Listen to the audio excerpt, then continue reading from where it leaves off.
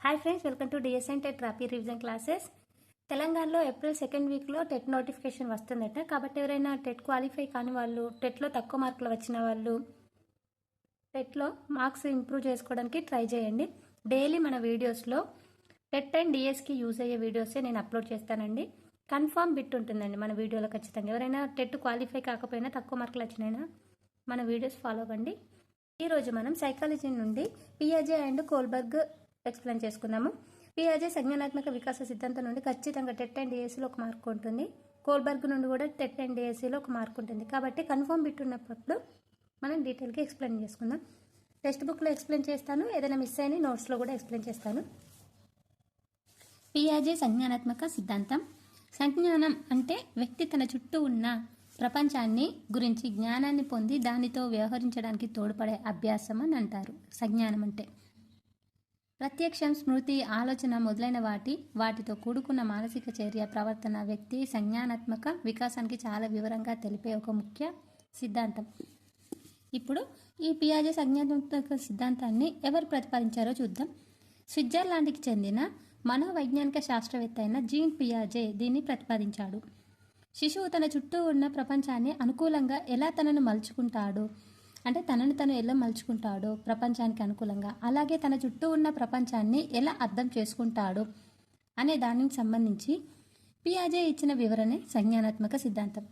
అంటే శిశువు తన చుట్టూన్న ప్రపంచాన్ని తనకు తానుగా ఎలా మలుచుకుంటాడో, అలాగే తన చుట్టూన్న ప్రపంచాన్ని ఎలా అర్థం చేసుకుంటాడో తెలియజేసేది సంజ్ఞానాత్మక సిద్ధాంతం.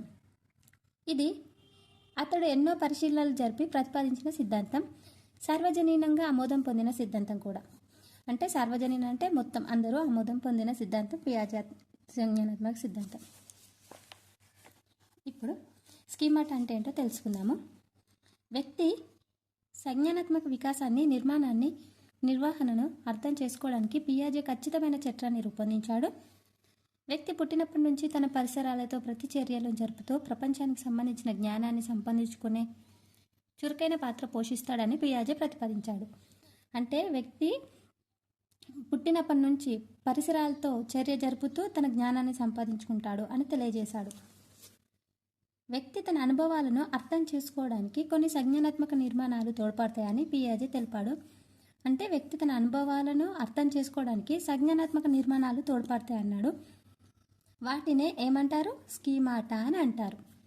స్కీమాటా అంటే వ్యక్తి యొక్క సంఘటిత ప్రవర్తన నమూనాలకు కారణమైన సంజ్ఞానాత్మక నిర్మాణాలు. అంటే స్కీమాటా అంటే సంజ్ఞానాత్మక నిర్మాణాలు, కాగ్నిటివ్ స్ట్రక్చర్. అంటే స్కీమాటా అంటే వ్యక్తి తన అనుభవాలను అర్థం చేసుకోవడానికి కొన్ని సంజ్ఞానాత్మక నిర్మాణాలు తోడ్పడతాయి అని తెలిపాడు పియాజే. వాటినే స్కీమాటా అని అంటారు. మరి స్కీమాటా అంటే సంజ్ఞానాత్మక నిర్మాణాలనే స్కీమాటా అని అంటాం. ఈ స్కీమాటా లేదా సంజ్ఞానాత్మక నిర్మాణాలే వ్యక్తి అనుభవాలను సంఘటితం చేసే వాటి స్పందింపజేసే ప్రక్రియలు. స్కీమాటా అంటే ఏంటంటే వ్యక్తి అనుభవాలను, అంటే తన నేర్చుకునేటువంటివి, వాటిని ప్రతిస్పందింపజేసే ప్రక్రియలు అన్నట్టు, పనులు. ఎగ్జాంపుల్, మనిషి పుట్టుకతోనే కొన్ని స్కీమాటాలను పొంది ఉంటాడు. ఉదాహరణకు శిశువు చనుపాలను తాగడం, పుట్టిన ప్రతి పిల్లడు తన పెదాలను తాకిన ఏ వస్తువునైనా పీల్చే ప్రయత్నం చేయడం, వీటినే స్కీమాటా అంటారు. అలాగే పట్టుకోవడం, తన్నడం, చూడడం, కొట్టడం వంటి స్కీమాటాలు కూడా పుట్టుకతోనే శిశువు పొంది ఉంటాడు. శిశువు పుట్టిన నాటి నుంచి తన పరిసరాలతో జరిపే ప్రతిచర్యల వల్ల పరివర్తన వస్తుంది. అంటే శిశువు పుట్టినప్పటి నుంచి తన దగ్గరలోనున్న పరిసరాలతో ప్రతిచర్యలు జరపడం వల్ల తన పరివర్తన చెందుతుంది అన్నట్టు. ఓకే, ఇప్పుడు స్కీమాటా అంటే అర్థమైందా? అంటే వ్యక్తి ప్రతిస్పందింపజేసే ఏ వస్తువునైనా స్కీమాటా అంటామన్నట్టు. మనిషి పుట్టుకతోనే కొన్ని స్కీమాటాలు కలిగి ఉంటాడు.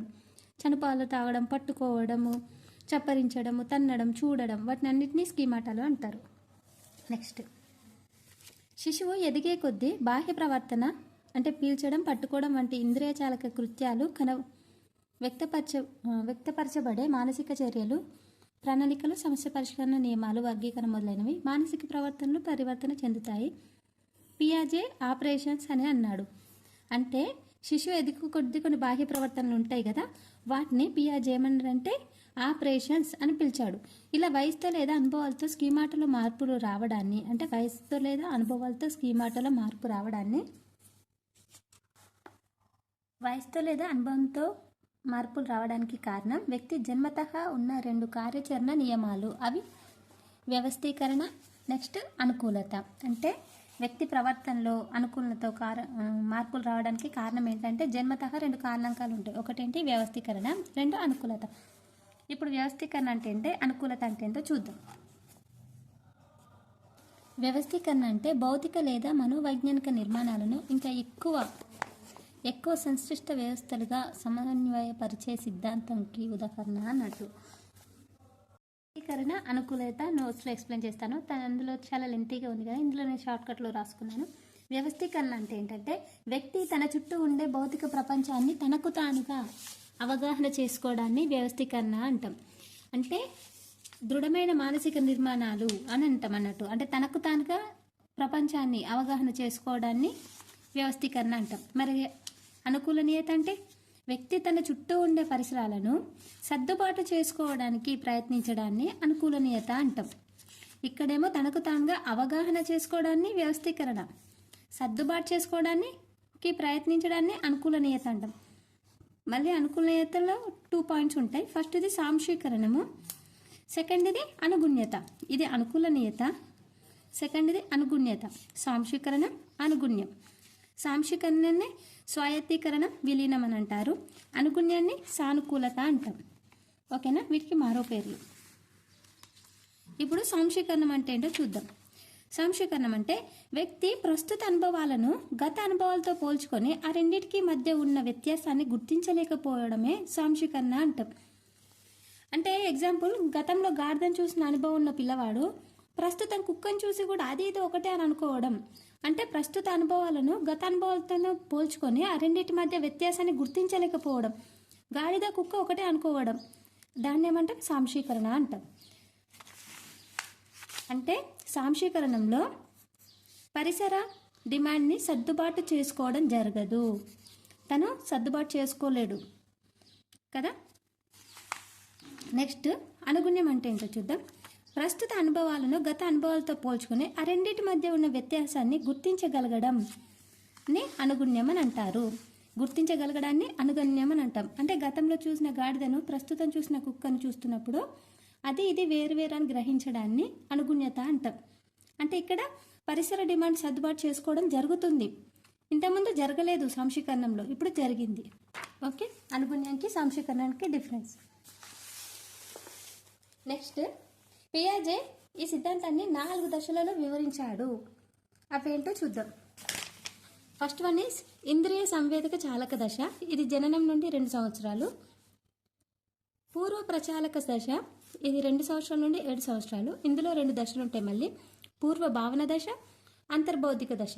పూర్వ భావన దశ 2 నుండి 4 సంవత్సరాలు, అంతర్బౌద్ధిక దశ 4 నుండి 7 సంవత్సరాలు. ఇక్కడ మళ్ళీ థర్డ్ పాయింట్, మూర్త ప్రచాలక దశ 7 నుండి 11 సంవత్సరాలు, అమూర్త ప్రచాలక దశ 11 నుండి 16 సంవత్సరాలు. ఇప్పుడు మనం ఫస్ట్ వన్ ఎక్స్ప్లెయిన్ చేసుకుందాం. ఇంద్రియ సంవేదన చాలక దశ. ఇంద్రియ చాలక దశ ఆర్ సంవేదన చాలక దశ, ఇది జననం నుండి 2 సంవత్సరాలు. ఇంద్రియ సంవేదన చాలక దశ జననం నుండి 2 సంవత్సరాలు. ఈ దశలో పిల్లలు 2 నెలల్లోపు తమకు తృప్తినిచ్చే కృత్యాలు చేస్తుంటారు. వాళ్ళకు తృప్తినిచ్చే కృత్యాలు అంటే చిన్నపిల్లలు చేతులు నోట్లో పెట్టుకోవడం, వాళ్ళకి హాయిగా అనిపిస్తుంది. 4 నెలల నాటికి తమ తల్లిని గుర్తిస్తారు. మళ్ళీ 4 నుండి 8 నెలల మధ్య పిల్లల దృష్టి తమ శరీరం నుండి ఇతర వస్తువుల వైపు మల్లుతుంది. Important points.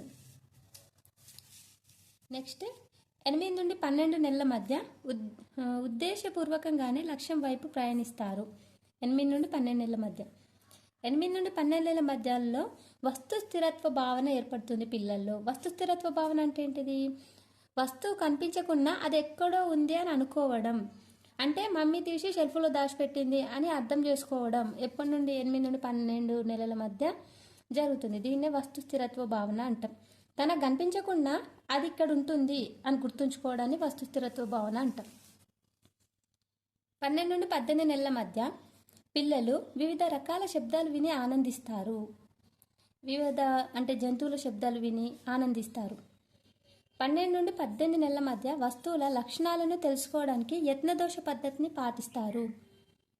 12 నుండి 18 నెలల మధ్య వస్తువుల లక్షణాలను తెలుసుకోవడానికి యత్నదోష పద్ధతిని పాటిస్తారు.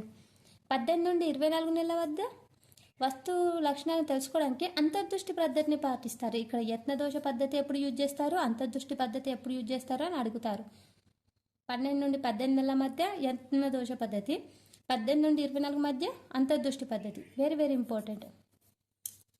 Next first is complete. Second one పూర్వ ప్రచాలక దశ. పూర్వ ప్రచాలక దశ 2 నుండి 7 సంవత్సరాల లోపు జరుగుతుంది. ఇందులో 2 రకాలు ఉంటాయని చెప్పాను కదా, పూర్వ భావనాత్మక దశ, అంతర్బౌద్ధిక దశ. పూర్వ భావన దశలో 2 నుండి 4 సంవత్సరాల వరకు ఉంటుంది. అంతర్బౌద్ధిక దశ 4 నుండి 7 సంవత్సరాలు ఉంటుంది. ఫస్ట్ పూర్వ భావన దశ.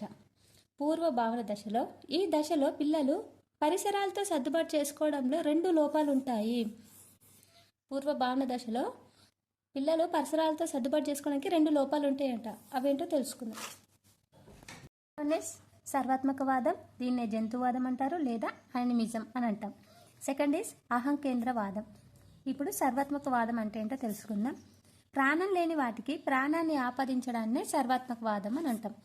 ఎగ్జాంపుల్, సూర్యుడు, చంద్రుడు ఆట వస్తువులు. అంటే సూర్యునికి ప్రాణం ఉంది అని మనం భావించడం, చంద్రుడికి ప్రాణం ఉందని భావించి చందమామ రావే జాబిలి రావేలా పాటలు పాడడం. సర్వాత్మకవాదంలో భాగంగా పిల్లలు ఊహాత్మక క్రీడలు ఆడతారు. ఇది ఇంపార్టెంట్ పాయింట్. ఇందులో ప్రాణం లేని వాటికి ప్రాణాన్ని ఆపాదించడం, దాన్ని ఏమంటారు? సర్వాత్మకవాదం అంటాం. దీన్నే జంతువాదం, యానిమిజం అంటాం. మొత్తం నా చుట్టూనే కేంద్రీకరించబడి ఉంది అని భావించుకోవడాన్ని అహంకేంద్రవాదం అంటాం. సెకండ్ అంతర్బౌద్ధిక దశ.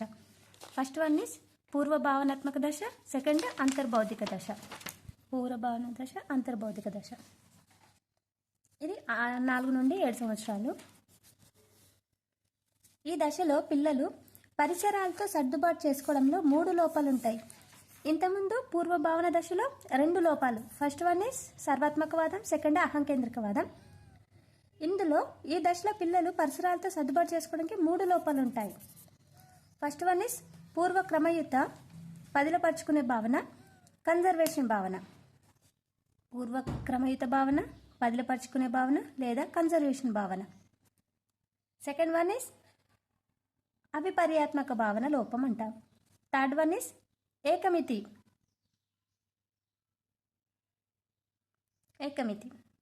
ఇందులో ఫస్ట్ వన్ చాలా ఇంపార్టెంట్ అంటే గుర్తుంచుకోవాలి. కన్జర్వేషన్ లోపం. కన్జర్వేషన్ లోపం అంటే ఏంటి? ఒక వస్తువు యొక్క ఆకారాన్ని కానీ పరిమాణాన్ని కానీ మార్చినా దాని గుణాలు మారవు అని గుర్తించలేకపోవడం. అంటే వస్తువు యొక్క ఆకారం మార్చినా పరిమాణాన్ని మార్చినా అవి వాటిలో ఉన్న వస్తువులు మారుతాయి అని తెలియలేకపోవడం. ఇప్పుడు ఇటువంటి వస్తువు ఒకటి ఉంది, ఈ జార్ ఒకటి ఉంది, ఇందులోనున్న వాటర్ ఈక్వల్ అని అనుకోవడం. దీన్ని కన్జర్వేషన్ లోపం అంటారు.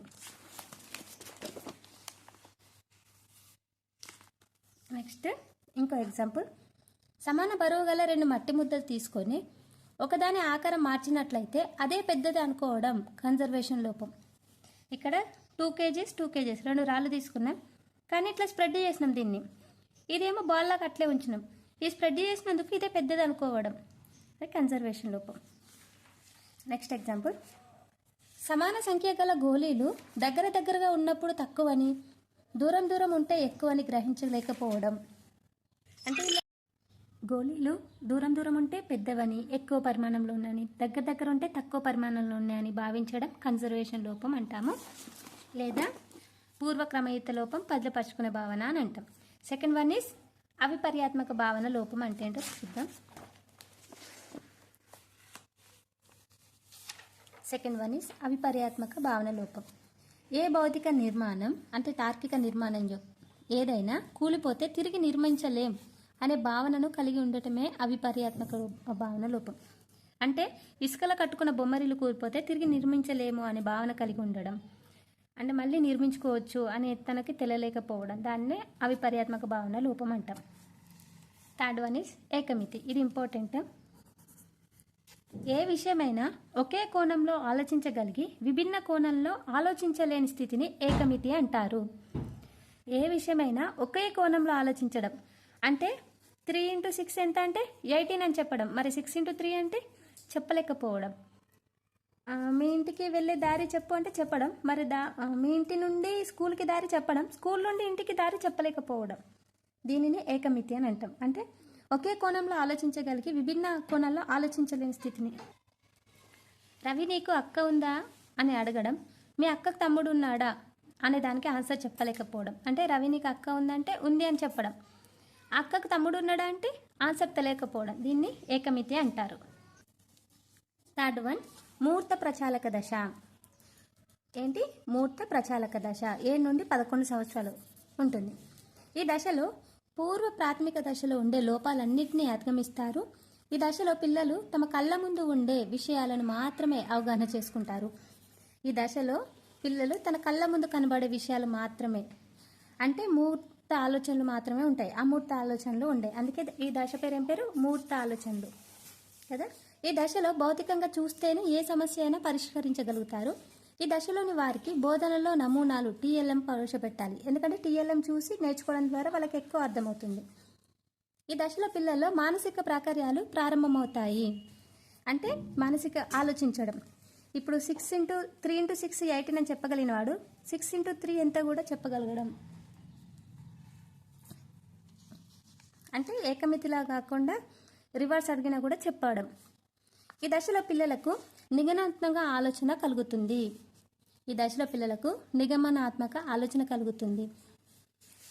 అంటే సాధారణం నుండి ప్రత్యేకం అయిన ఆలోచనలు కలుగుతాయి. ఆగమనం అంటే ప్రత్యేకం నుండి సాధారణం. ఓకేనా? ఎగ్జాంపుల్, 1 నుండి 5వ తరగతి వరకు రేపు పాఠశాల సెలవు అని ప్రకటిస్తే 3వ తరగతి వాళ్ళు కూడా తమకు సెలవు అని భావించడం ముహూర్త ప్రచాలక దశ.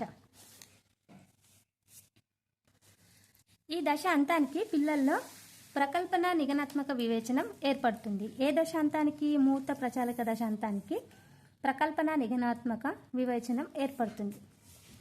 ఎగ్జాంపుల్, 30 మంది విద్యార్థులకు ఒక ఉపాధ్యాయుడు అవసరమైతే 60 మంది విద్యార్థులకు 2 ఉపాధ్యాయులు అవసరపడతారని చెప్పడం. దీన్ని ముహూర్త ప్రచాలక దశ. ఈ దశ అంతానికి ఊహాశక్తి కూడా మెరుగుపడుతుంది.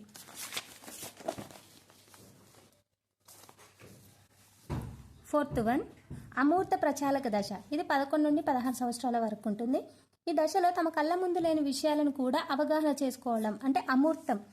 మూర్తం అంటే కళ్ళ ముందు కనిపించే వాటిని మాత్రమే అవగాహన చేసుకోవడం. అమూర్తం అంటే కళ్ళ ముందు లేని వాటిని కూడా అవగాహన చేసుకోవడం. ఒక సమస్యను పరిష్కరించడానికి పలు కోణాల్లో ఆలోచించడం. అంటే ఇప్పుడు 3x6 18 6x3 18 అని చెప్పడం కాకుండా 2 + 2 4, 2 × 2 4, 2² = 4.